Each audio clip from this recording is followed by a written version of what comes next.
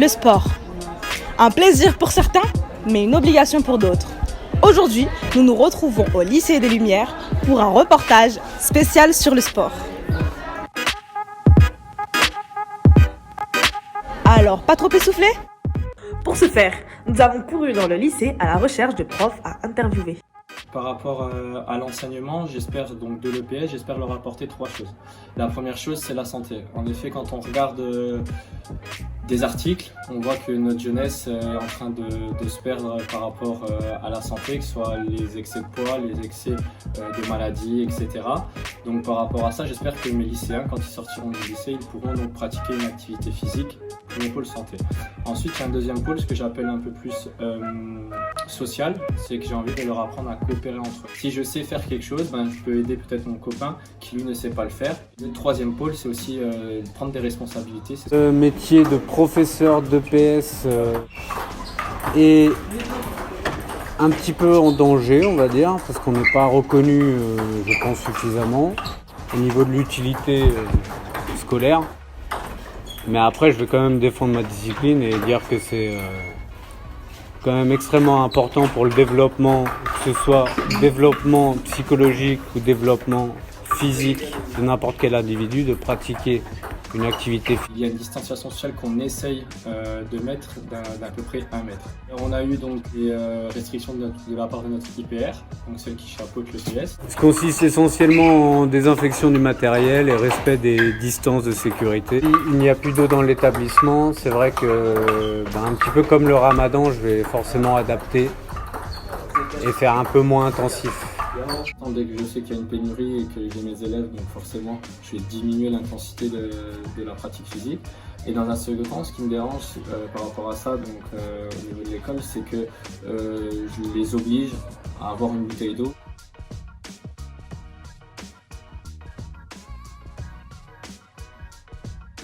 Vous l'aurez compris, l'activité sportive est très importante pour votre corps et pour votre bien-être.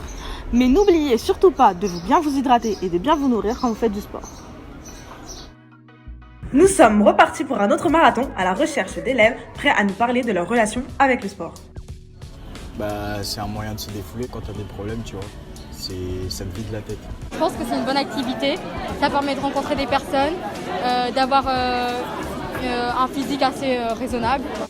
Je n'aime pas du tout le sport parce que tout simplement c'est fatigant, on est essoufflé, on a des courbatures, on est en sueur. J'aime pas. Je fais du sport particulièrement le week-end. En semaine, je fais mes devoirs. Je choisis le jour où je termine le plus tôt possible.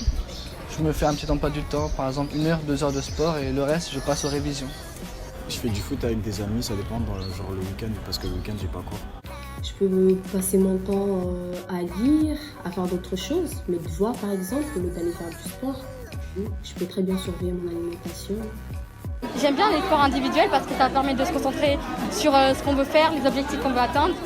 Mais le sport en collectif, c'est mieux aussi parce qu'il y a une cohésion, il y a un esprit de famille et j'aime bien ça. Plutôt le sport collectif. Ça permet de faire de nouvelles rencontres. J'ai rencontré beaucoup de camarades à moi grâce au sport et j'aimerais bien continuer comme ça. Je vois ça comme un passe-temps, mais si je peux avoir une possibilité dans le milieu sportif, pourquoi pas me lancer. Je ne vois pas percer dans le foot ou dans des trucs comme ça. C'est juste pour sortir de la galère, ça fait du bien, quoi. Plutôt un passe-temps, car pour moi les études c'est beaucoup plus important pour l'instant.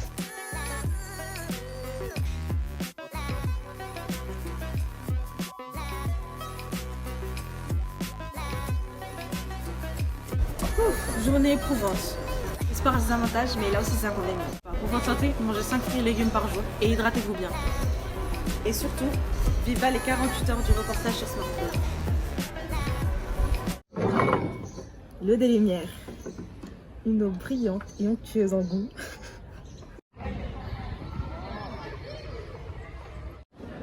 Mais n'oubliez pas. J'ai peur de prendre un ballon là.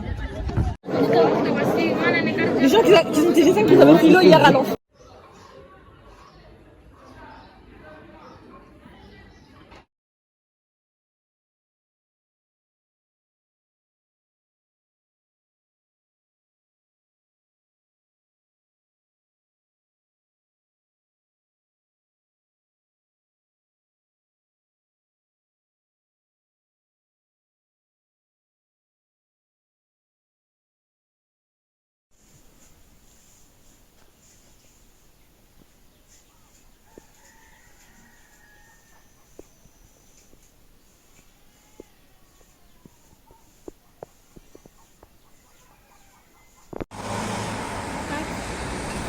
Tunzu 1, l'un des villages qui concentre la plus forte population de la commune de Mamoudzou. La plupart des habitants de la commune n'ont pas accès à l'eau potable, malgré les efforts mis en place par les plans d'urbanisme de la mairie. Le village a plus de rivières à offrir que de robinets à ouvrir.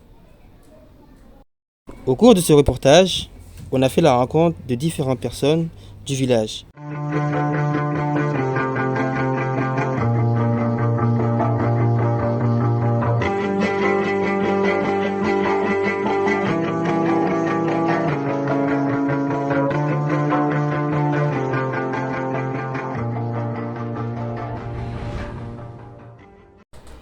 Depuis le mois d'août, les habitants de Mayotte sont confrontés à une pénurie d'eau.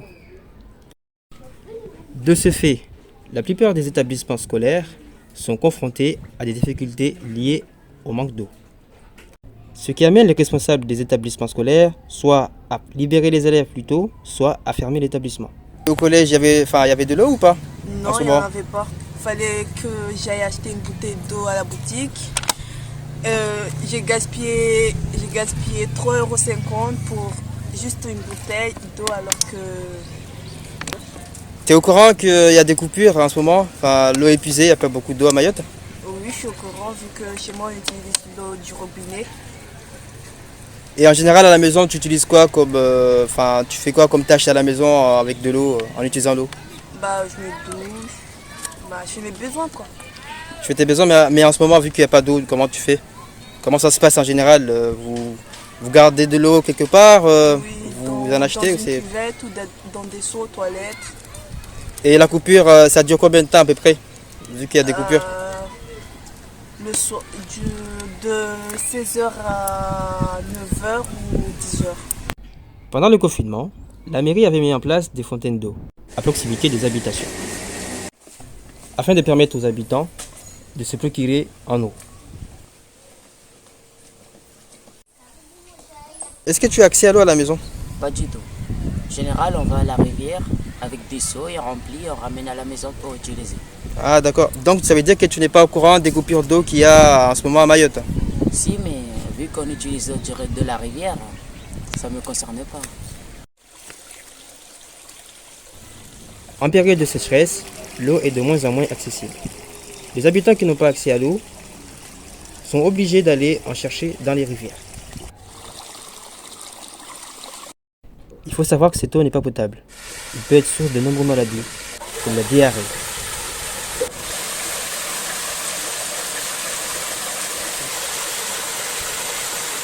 Je viens juste de sortir du terrain, je viens de courir, tranquille pépère, je viens chez moi, il n'y a plus d'eau, donc je suis obligé de descendre à la rivière pour aller me baigner.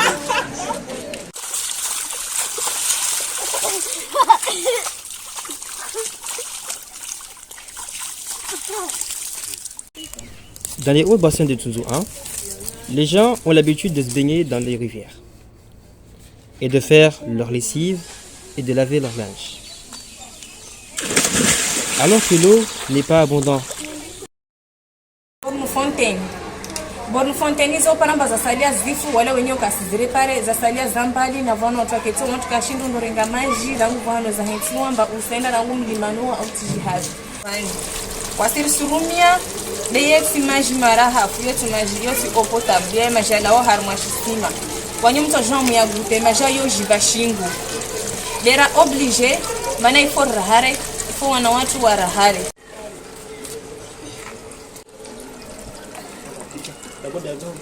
Cette situation de pénurie d'eau impacte également les agriculteurs qui ont un besoin grandissant en eau pour arroser leurs plantations.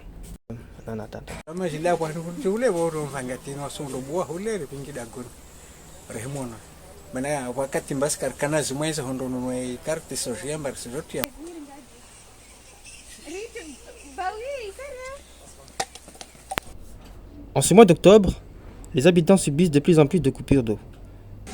Dis-moi, est-ce que tu as accès à l'eau? Oui, on a accès à l'eau à la maison. Tu es au courant des coupures d'eau qu'il y a en ce moment ou c'est comment? Oui, je suis au courant depuis 15 heures.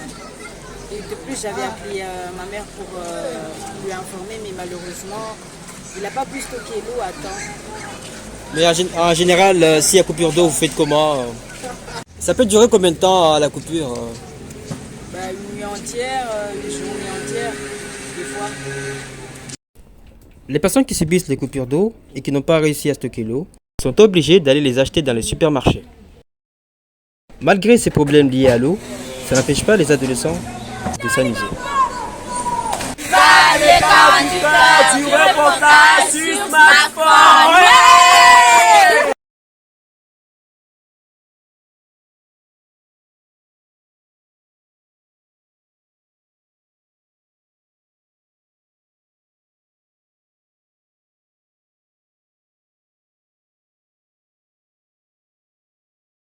Malgré une dynamique entrepreneuriale marquée dans les secteurs des biens manufacturés et de l'artisanat, le département de l'Allier souffre de difficultés économiques. Économie rurale située dans la diagonale du vide, difficilement desservie par les transports nationaux et ayant des usines contraintes de fermer telles que Luxfer. Ce résumé économique semble assez mitigé, mais qu'en pensent ses habitants? Pour vous, comment se porte actuellement la région et l'économie? Très mal et très calme. Très très calme. Avant la Covid, on avait plus de clients, on avait plus de monde et forcément, vu qu'on a baissé les heures de travail, forcément ça joue sur le chiffre du magasin, donc forcément il y a moins de monde. Et Vichy, ça représente quoi pour vous cette ville? Pour moi, ça représente une ville sportive, une ville forcément thermale, mais une ville vraiment de vie au sens propre, voilà, presque une ville un peu de résurrection. Je pense que la contamination a fait qu'effectivement tout ce qui est commerce et également les productions usinières sont fortement perturbées. Je pense que le mal a été en partie colmaté, mais malheureusement ça risque d'être très durable et forcément pénible pour l'économie de Vichy et de la France. Certes, il y a eu des économies qui ont été faites pendant le coronavirus, mais malgré tout, il y a du chômage, il y a des difficultés économiques, donc forcément les commerçants en pâtissent. Les difficultés économiques et entrepreneuriales de ce département de près de 340 000 habitants situé dans le Massif central seraient dues à un faible déversement des emplois du secteur primaire, secondaire, puis tertiaire. Près d'un emploi sur 5 dépend des entreprises industrielles. 8,3% des entreprises de l'Allier en 2017 sont des industries. Après, dans l'Allier, nous sommes présents dans de nombreuses entreprises, style L'Oréal, c'était Packaging, dans la recherche aussi. Dans nos actions concrètes, c'est vis-à-vis de malheureusement ce Covid-19, c'est de trouver des solutions avec les entreprises pour protéger surtout les salariés. Donc, puisqu'on se rend compte que beaucoup d'employeurs ne jouent pas le jeu non plus avec le port du masque, n'ont pas déjà l'hydroalcoolique pour leurs salariés, et puis ces gestes de distanciation qui sont très importants.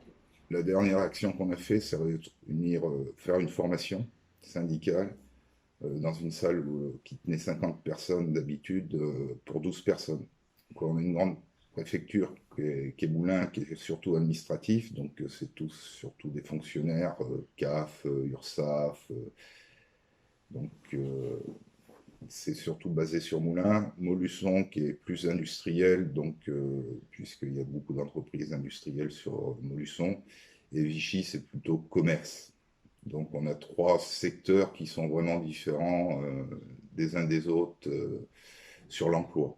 Donc Vichy est une ville plus saisonnière, Montluçon c'est plus de l'emploi, des grosses entreprises industrielles, des pneus, de chimie, des choses comme ça. La pression elle est dans toutes les entreprises aujourd'hui.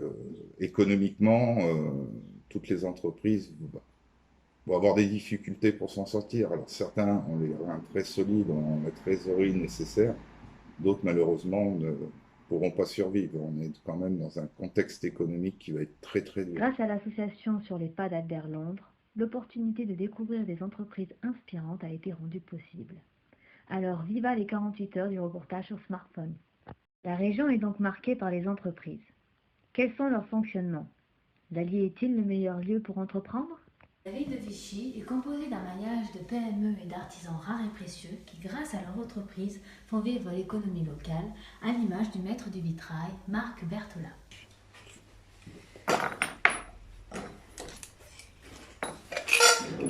Je pose sur les crevettes neuves. Voilà, alors vous voyez le vitrail, là, il va passer là-dessous. Là, je ne peux pas vous le montrer, vous voyez ce que je veux dire. Ah, c'est comme...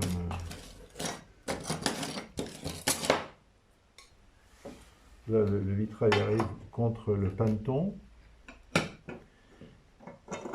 Ensuite, une fois qu'il est inséré là, on pose un feuillard et on ferme le tout avec la clavette. C'est un système ultra simple, mais on n'a jamais trouvé mieux. La capacité des entreprises de l'Allier à investir et à innover sur leur territoire font de cette zone une zone extrêmement dynamique et propice à la création d'emplois.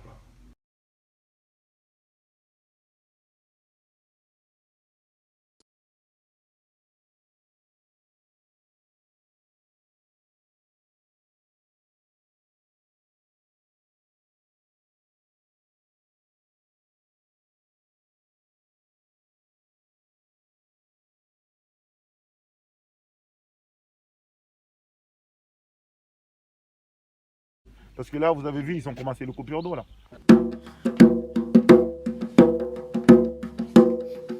Cette construction de cette retenue, c'était pour pallier cette histoire d'eau. Parce que la dernière crise qu'on a eue, c'était en 2016.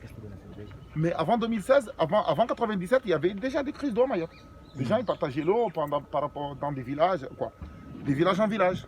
Mais à partir de 97, quand ils ont fini la retenue, 2016, on peut prendre cette eau-là, le renvoyer vers Bouyouni aussi, et partir sur la moitié du nord. Il y a une moitié qui peut aussi être alimentée.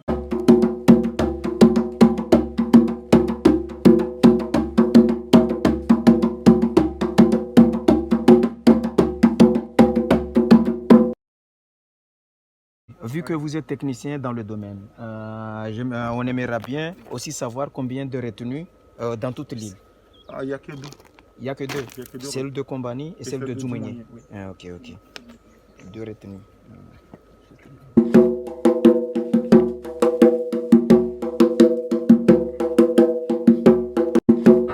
on contrôle aussi le niveau de la retenue. C'était là-bas, à l'usine.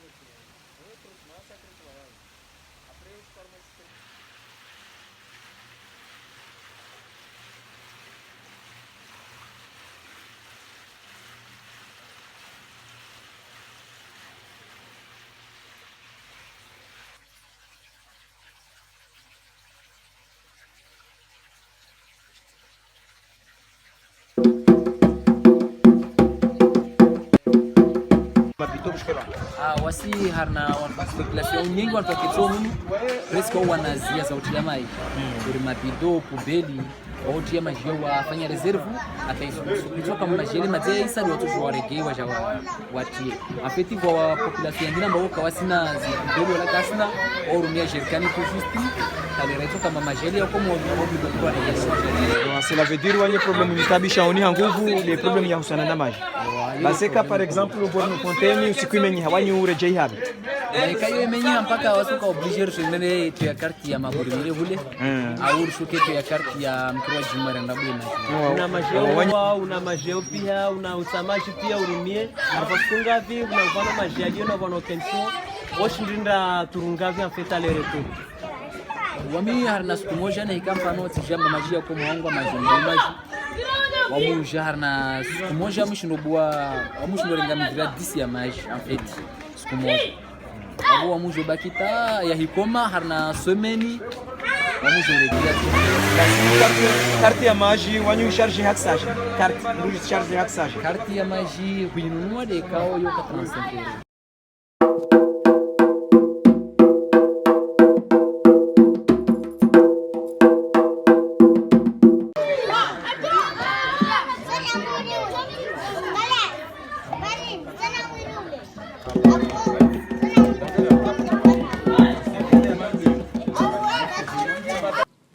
Viva les 48 heures de smartphone!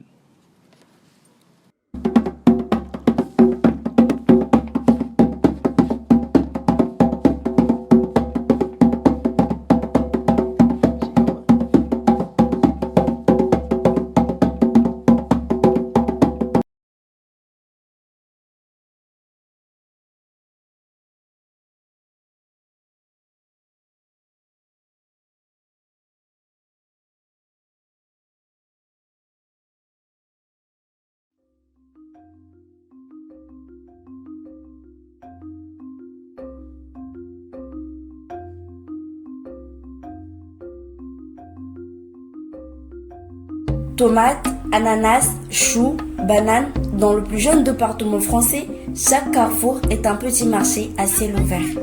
Ici, ce sont les Wenny qui tiennent la boutique. Plus qu'une économie locale, ce petit commerce est un véritable emblème de la culture mahoraise.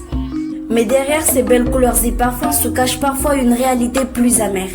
En raison de certains grossistes et producteurs peu scrupuleux, les fruits et légumes vendus ne respectent pas toujours les normes sanitaires. Au lycée agricole de Coconi, enseignants et élèves travaillent pour sensibiliser les consommateurs comme les producteurs au risque des pesticides. À Mayotte, il y a 2 fournisseurs de produits phytosanitaires, mais pour acheter ces produits phytosanitaires, il faut faire une formation qu'on peut faire ici au lycée agricole, au CFPPA de Coconi, qui s'appelle le Certifito, qui est indispensable. Mais pour faire cette formation, il faut être un agriculteur déclaré, donc avoir un numéro SIRET. Et à Mayotte, on a une très grosse partie de la production maraîchère qui est assurée par une population qui n'est pas déclarée, donc qui ne peut pas accéder à cette formation. Donc il s'est développé un marché noir pour les produits phytosanitaires, et bien souvent c'est des produits qui viennent de Tanzanie, qui transitent par les Comores, il y en a qui viennent d'Inde, de Chine, de Madagascar, et on peut tomber sur des molécules qui sont interdites en Union européenne. Et bien sûr, comme les gens ne sont pas formés à les utiliser, ils peuvent faire des erreurs sur la fréquence et la dose qu'ils appliquent sur leur culture, ce qui peut derrière poser des problèmes de santé publique. Pour les autorités, le phénomène est considéré comme préoccupant. Selon les derniers chiffres communiqués par la préfecture, le taux de pesticides dans les tomates mahoraises est 17 fois supérieur à la norme. Mais entre le besoin de faire fonctionner l'économie locale et celui de manger sain, consommateurs et commerçants peinent à trouver l'équilibre. De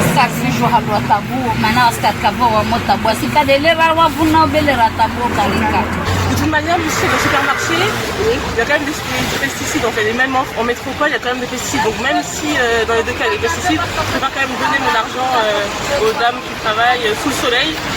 Alors oui, j'en ai entendu parler que certains bordeaux, il ne fallait pas acheter les fruits, il fallait bien les regarder ou bien les laver. Après du coup pour acheter, j'achète souvent au même endroit. C'est ceux que mes collègues m'ont conseillé, du coup je connais pas mal. Reste la possibilité des supermarchés. Ici, les produits sont plus sûrs, mais plus chers. Il n'y a que des pesticides qui sont autorisés par l'Union européenne et par la France dans nos magasins. Il faut savoir que quand vous utilisez des pesticides qui vous font pousser 2 à 3 fois plus vite les produits que nous, fatalement la rentabilité ne peut pas être la même. C'est logique même. Donc nous on a des prix qui sont plus élevés, mais parce que derrière on a toute cette garantie-là qui fait que ça coûte de l'argent aux producteurs de produire 3 fois moins. Face aux risques sanitaires et écologiques des pesticides, l'un des meilleurs remèdes serait peut-être un retour à des technologies plus anciennes. C'est en tout cas l'une des solutions envisagées au lycée agricole de Coconi. Manalifanya majambe ileo hedastuzini haraka apre natira iliyoka isina tamu Urmana na preswa kazi wamapresi shichu yani shichu zangu mezi shichu za suya Difficile de subvenir aux besoins alimentaires d'un département comme Mayotte. Mais si les problèmes économiques et sanitaires sont là, les solutions le sont aussi. Encore faut-il espérer une prise de conscience des autorités, des producteurs et des consommateurs. D'ici là, viva les 48 heures de reportage sur smartphone à Vichy et à Mayotte.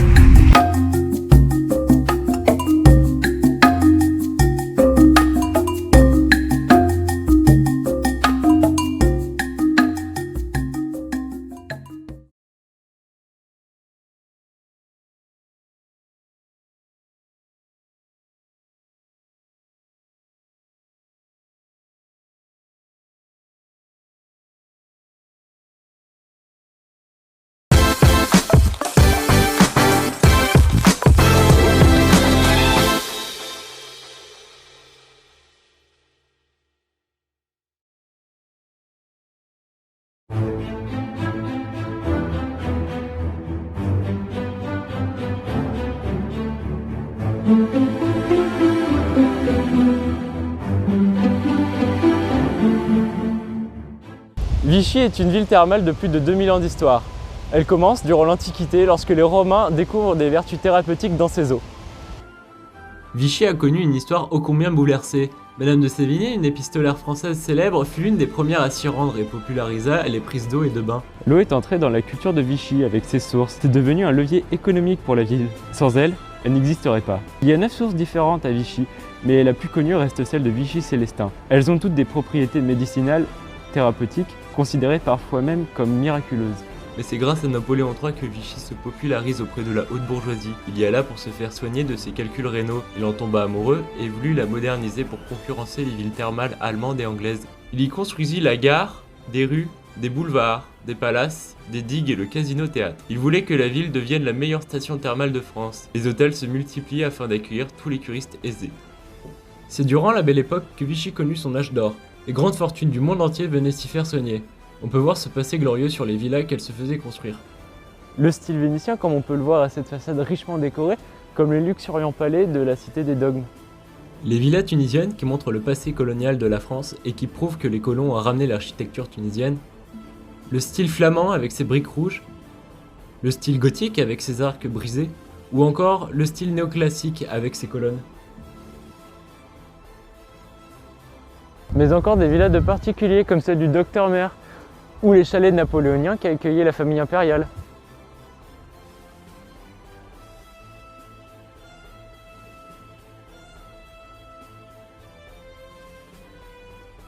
C'est Jean-Pierre-Joseph Darcet qui créa les pastilles de Vichy en 1825 en ajoutant du sucre aux sels minéraux de l'eau de Vichy. À cette époque, la pastille de Vichy est considérée encore comme un médicament. Les pastilles sont très appréciées par l'impératrice Eugénie qui est la femme de Napoléon III. Ce n'est que 58 ans plus tard, en 1914, que le bonbon se démocratise et qu'il fut vendu en vente libre. C'est durant l'entre-deux-guerres que Vichy se modernisa en construisant un aéroport et un système de communication des plus performants pouvant joindre le monde entier à n'importe quel moment. Lors de la Seconde Guerre mondiale, la France est défaite. Elle est donc divisée en deux, une zone occupée et une autre libre. Philippe Pétain devient le chef du gouvernement et installe la capitale de la zone libre à Vichy, car elle se situe à peine 50 km de la zone de démarcation.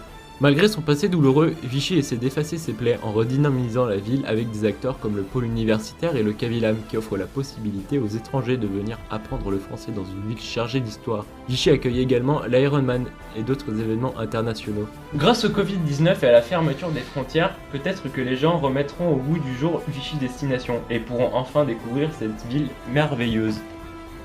Viva les 48 heures du reportage!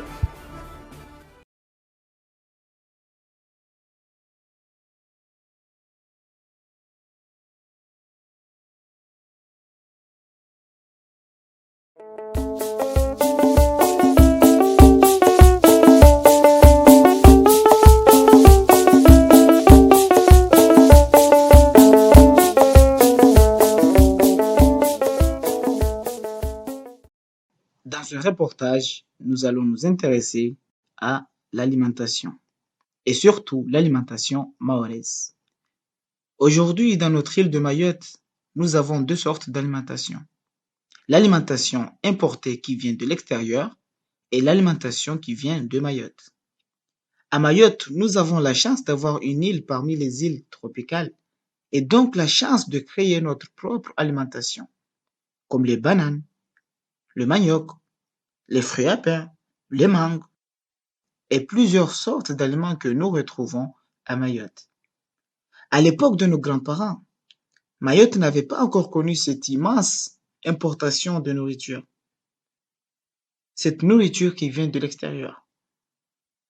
Mais chacun allait travailler au champ, chacun allait cultiver pour nourrir sa famille. Nous allons maintenant découvrir la nourriture qui alimentait nos grands-parents, les recettes de nos grands-mères, mais aussi les bienfaits de ces aliments.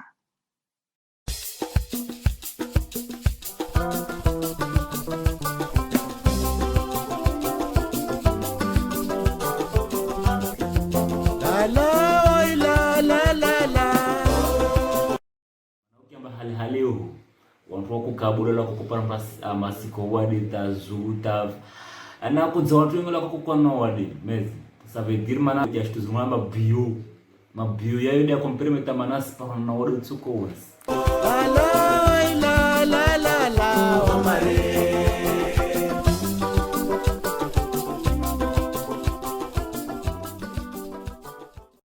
Nous sommes intéressés par le moringa et le bret de manioc parce qu'ils font partie des meilleurs plats de nos grands-parents.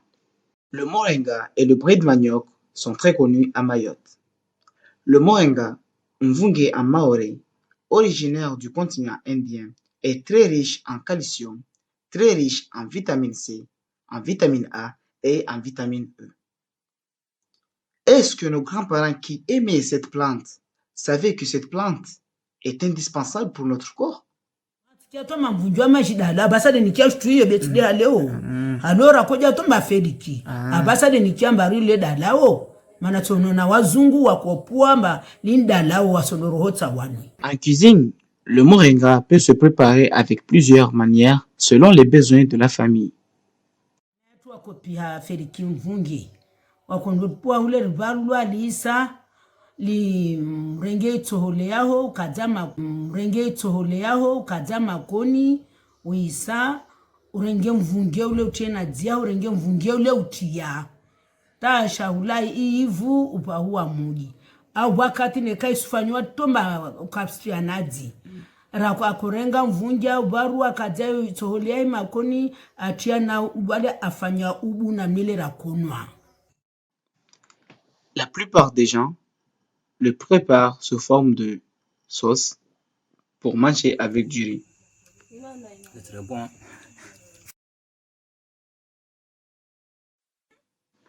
Les feuilles de manioc contiennent de la vitamine A et C.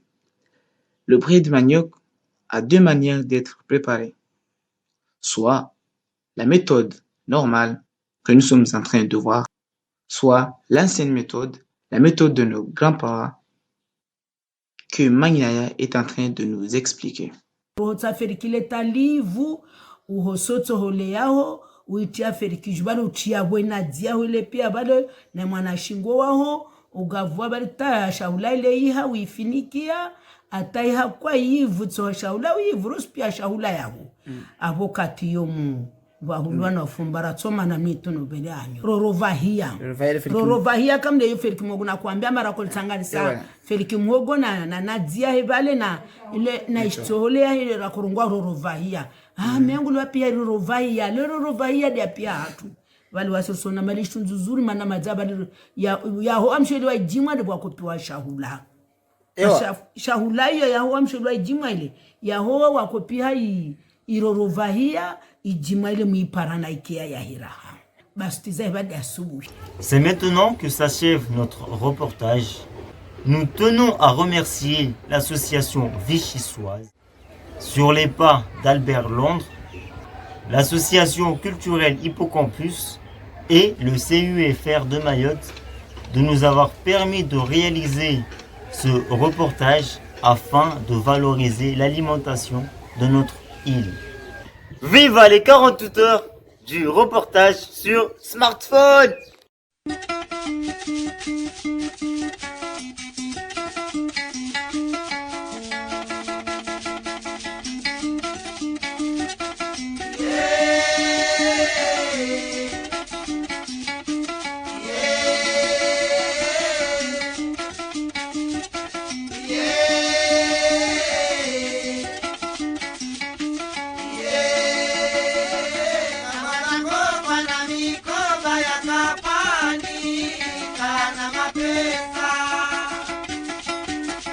Akakopa na mikoba ya kapani kana mapesa Simulava no mushe wangu Safara wenda vano na uja Akati vano asitakiri